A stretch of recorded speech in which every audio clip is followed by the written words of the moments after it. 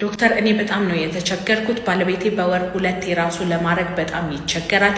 ደግሞ ልጅ የለንም። በዛ ላይ የሱን ጭንቀት ማየት በጣም ደከመኝ። ከተጋባን 10 ዓመታችን ነው። ችግሩ የተፈጠረው ቢያንስ 6 ዓመት ይሆነዋል። ምን አድርግ? ምን ታደርጊያለሽ መሰለሽ? በመጀመሪያ ፍላጎት የለውም ነው ወይ ዝግጁነት የለውም ነው? መጀመሪያ እሱ ነገር ነው መታወቅ ያለበት። ኦኬ ሶ ፍላጎት ከሌለው የግንኙነት ፍላጎቱ የሚያንስበት ምክንያት ወይ ሆርሞን ላይ የሆኑ ነገሮች ይሆናሉ ወይም ስነ ልቦናዊ ጭንቀት ሊሆን ይችላል።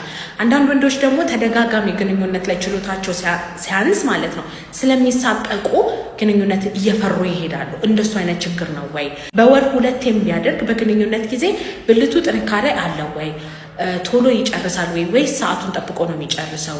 2-3 ዙር ተደጋጋሚ ማድረግ ይችላል ወይ የሚባለውን ነገር ማየት አለብሽ ማለት ነው። ስለዚህ በጭንቀት ምክንያት በሆርሞን መዛባት ወይም በአካላዊ ነገሮች ናቸው ወይ የመጡት የሚባለው ነገር ነው።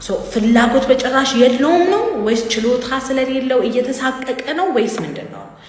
የብልት አለመቆም ችግር ካለበት፣ ቶሎ መጨረስ ካለበት፣ ፍላጎት ማነስ ካለበት መቶ መርምሮ እንደ አግባብነቱ ሕክምና ልናስጀምረው እንችላለን። በማንኛውም ስንፈተ ወሲብ መታከም ከፈለጋችሁ ባዮ ላይ ባለው ስልክ ቁጥር ደውላችሁ ቀጠሮ ማስያዝ ትችላላችሁ።